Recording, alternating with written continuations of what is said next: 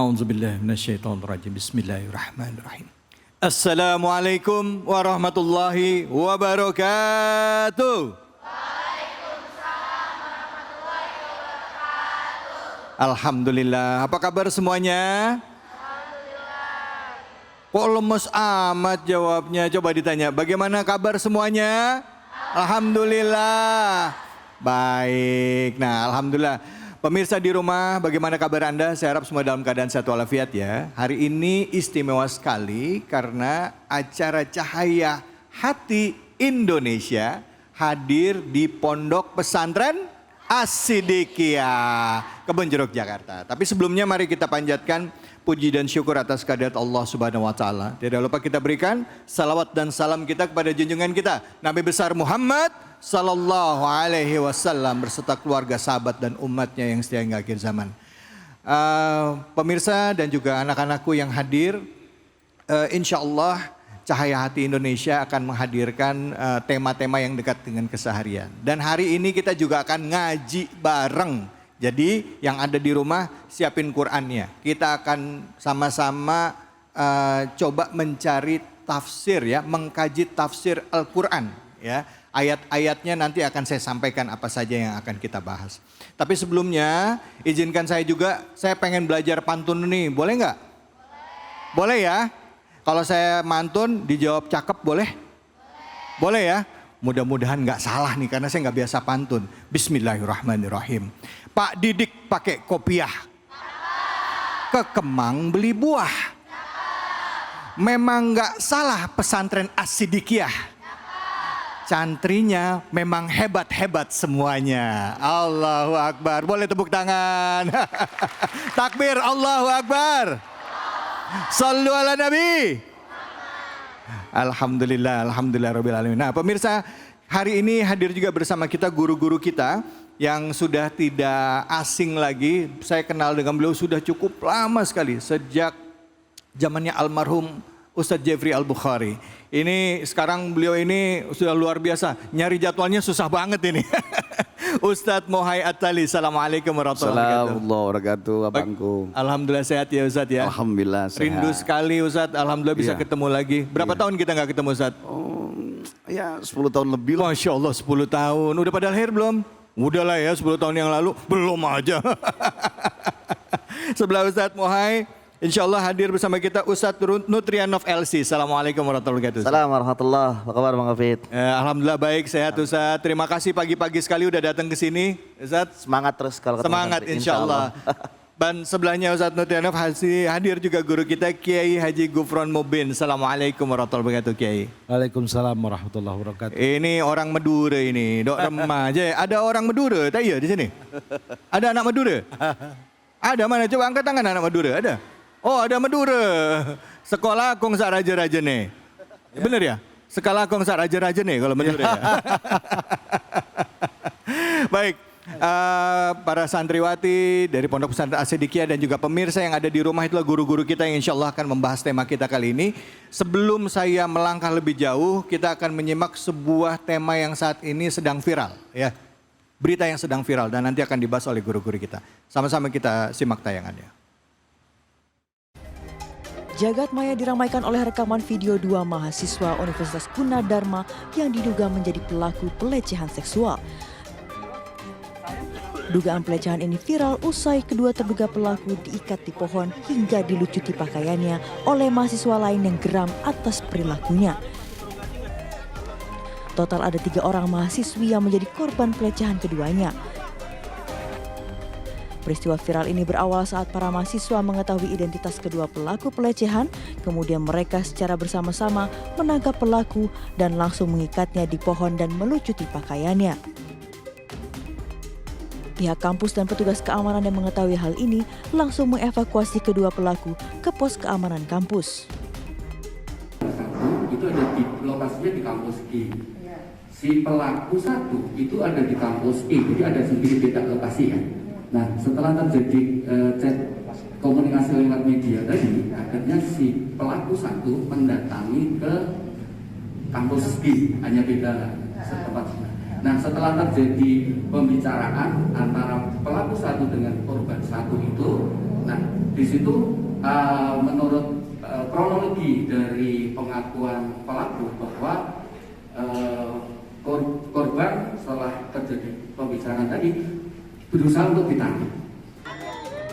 Warganet juga menyoroti perilaku main hakim sendiri yang dilakukan oleh mahasiswa lain terhadap kedua pelaku. Perilaku mengikat, menelanjangi, bahkan memberikan minum air seni kepada pelaku dinilai berlebihan. Tidak sedikit warganet yang mengecam tindakan main hakim sendiri yang dilakukan oleh mahasiswa. Kedua pelaku pelecehan telah diserahkan pihak kampus ke polisi, sementara polisi masih terus menyelidiki kasus ini, termasuk tindakan main hakim sendiri yang dilakukan mahasiswa lain. Dari Depok, Jawa Barat, Tim Liputan iNews melaporkan.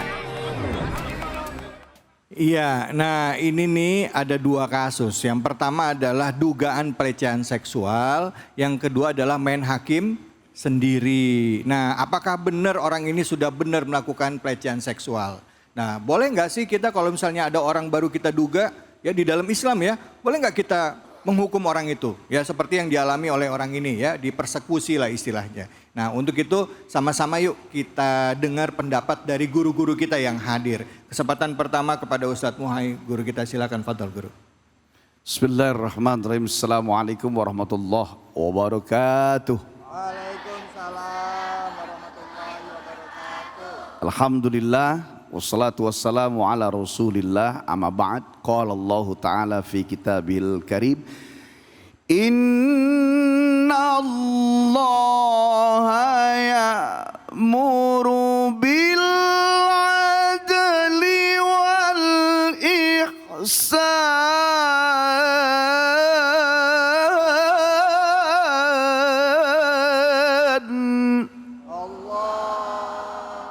Sadaqallahul azim. Terima kasih kepada abangku Bang David Khalik yang sudah memberi waktu, Ustadz Nutrinov dan Kiai Gufron Mubin, dan seluruh santriwan santriwati, khususnya santriwati Pondok Pesantren As-Sidikiyah Jakarta Barat ya, dan seluruh pemirsa Cahaya Hati Indonesia.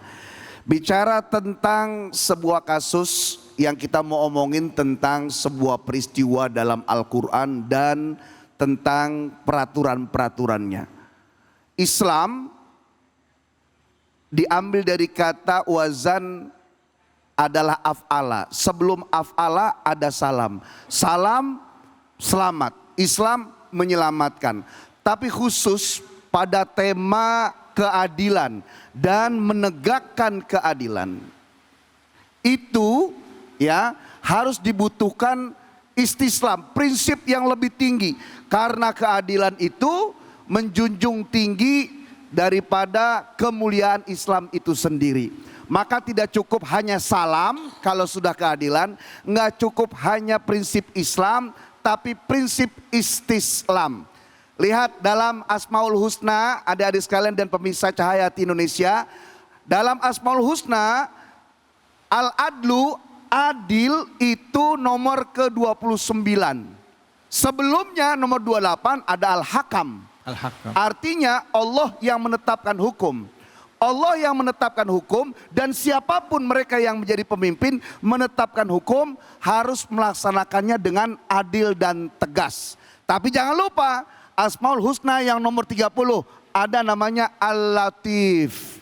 Bagaimanapun hukum harus ditegakkan, keadilan harus ditinggikan, jangan lupa ada kelembutan. Orang yang melanggar harus tetap dimanusiakan secara manusia. Iya, baik.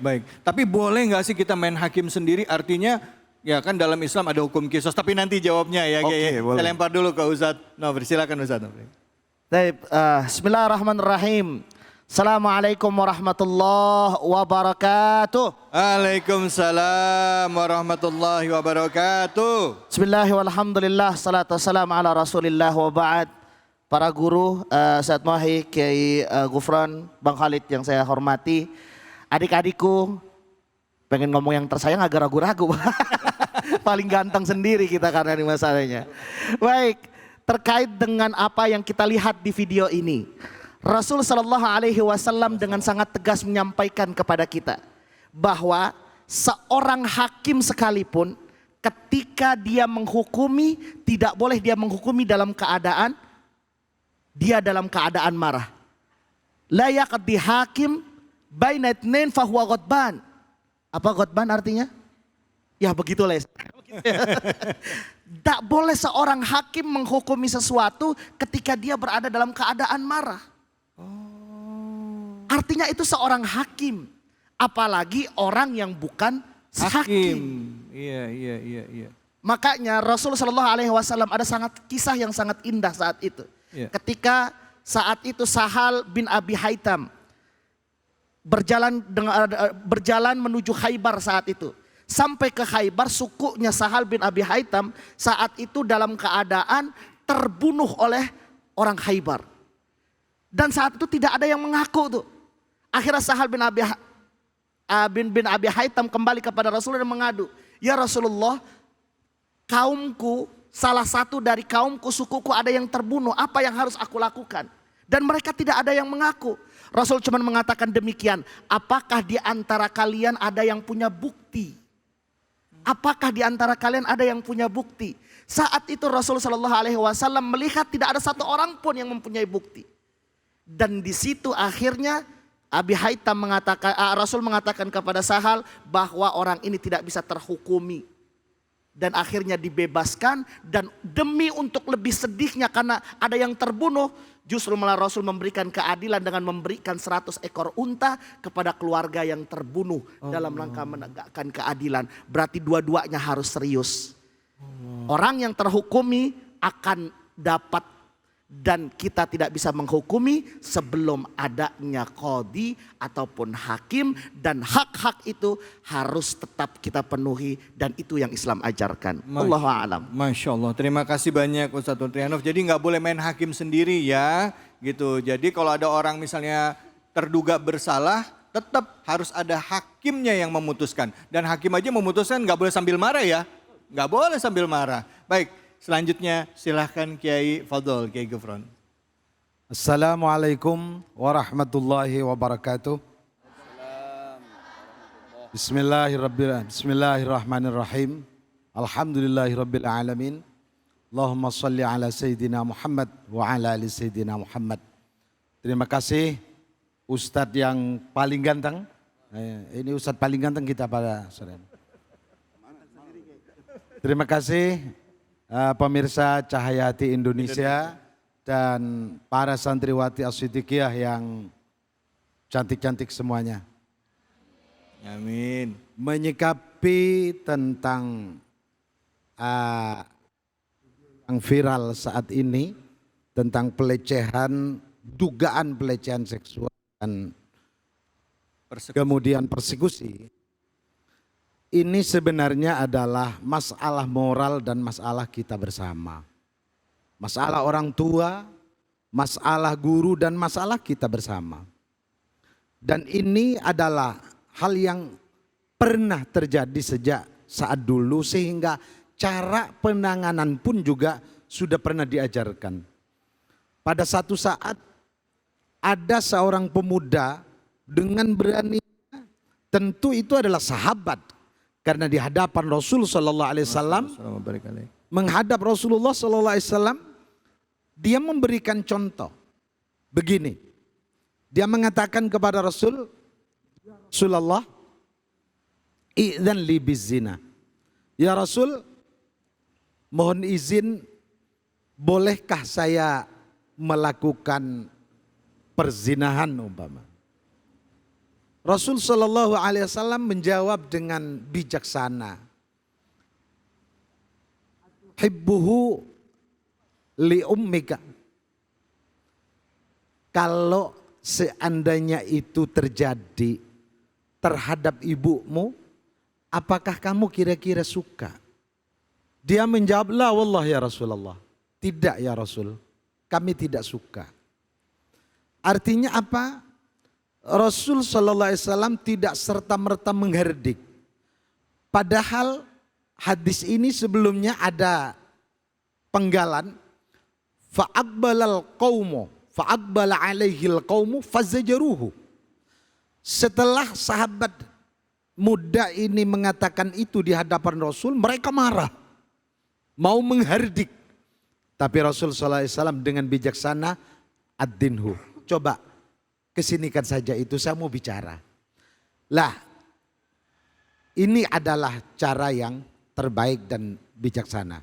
Terima kasih, wallahu alam. Masya Allah, Masya Allah. Memang sudah ada dalam diri Rasulullah itu uswatun hasanah. Jadi kalau kita mengaku umatnya Rasulullah Sallallahu Alaihi Wasallam, mengikuti tindakan yang beliau lakukan, harus bisa berlaku adil. Tadi ingat di awal disebutkan innallaha ya'muruna bi'adli wa ihsan. Allah memerintahkan kita untuk berlaku adil dan berbuat baik. Itu aja kita pegang dulu. Insya Allah kita akan bijak dalam hidup.